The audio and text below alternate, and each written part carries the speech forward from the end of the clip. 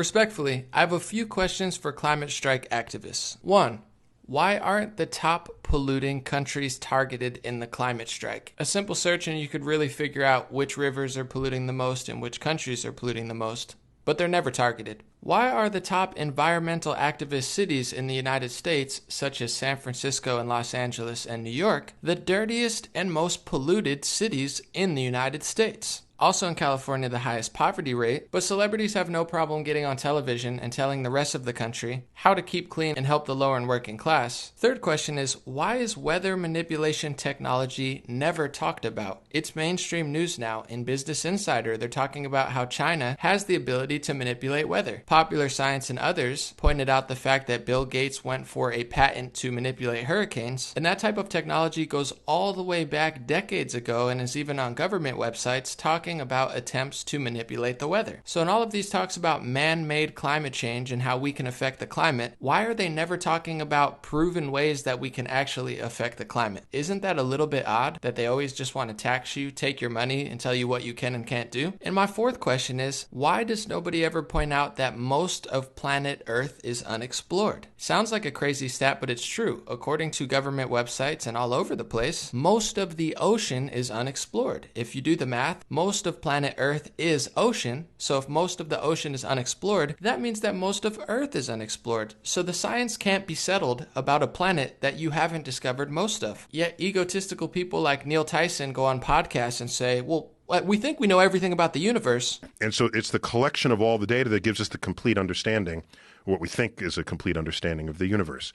So how can you know everything about the universe or think that you know everything about the universe when you don't even know most of your own home planet? So I grew up an environmentalist. I rushed to the theaters to see Al Gore's Inconvenient Truth as a kid, and I was disappointed that my parents and everybody else didn't care about this stuff. Now as an adult, much older, much wiser, and much more knowledgeable, I actually looked at the data. So let's look at it. This came from NASA under a year ago. There's a lot of snowfall you see on the map. Some places are freezing, some places are melting, but the sea level rise wasn't rising like they said it was, or to be honest, like they've said for decades and decades in Time Magazine, in AP. They've been saying this stuff for literally 40, 50 years now. But in that article, they even admit not only is it not rising like they thought, but they only measure the coastlines of Antarctica, and their best satellites can't even measure the snowfall. So the science isn't settled. They admit in their own article that their best science doesn't really track or measure everything. So here's what they call Greenland's fastest melting glacier, which is the Jakobshavn Glacier, which is actually growing for the third year straight. This is directly out of a NASA government website. Remember when I showed you that map of Antarctica and how it's melting in some places and growing in some places? Well, recently they actually found an active volcano under the Antarctic ice sheet and had the gall to say, maybe that's why it's melting. Maybe not though. Maybe it's climate change. Maybe it's not. Of course, an active volcano is going to have an effect on ice, but they don't seem to want you to think that in the news, so they constantly just throw out pictures of polar bears and scream at you if you question the legitimate science that I'm saying now. They say, no, go in the streets, march, give us your tax money, scream, cry, act like the world's gonna end. An active volcano. That's what they found, but they like to whisper that. There's a great video, I'm not gonna play it for time reasons, of the Weather Channel founder on CNN explaining how the percentage of scientists that they say the science is settled is a total political lie,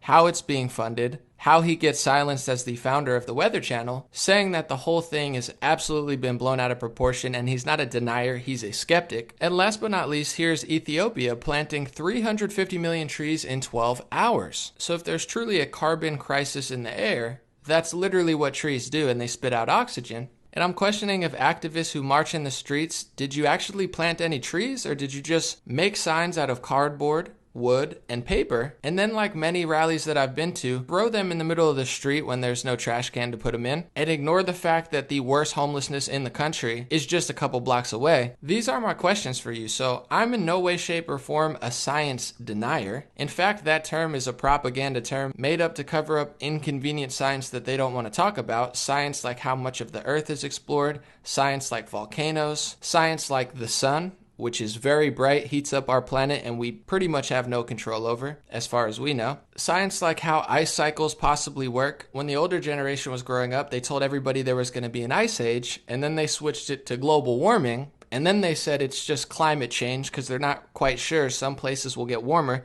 some places will get colder. And the truth is, okay, we haven't explored the planet. We understand pollution is bad. That's why the environmental cities like Los Angeles and San Francisco, before they lecture the whole country, either talk to Africa or China as well, or clean up your own cities and your own streets. Nobody wants to hear the most polluted, most dirty place in the country tell everybody else how to be clean and protect the environment. So let's have a real conversation. Let's talk about cleaning the oceans. Let's talk about cleaning the water. Let's talk about cleaning the air. Let's talk about not destroying our planet. But in doing so, screaming, organizing, calling everybody who uses real science a science denier because they don't just march in the street like zombies whenever Neil deGrasse Tyson and Bill Nye tells them to, that's not a solution, and that's not science.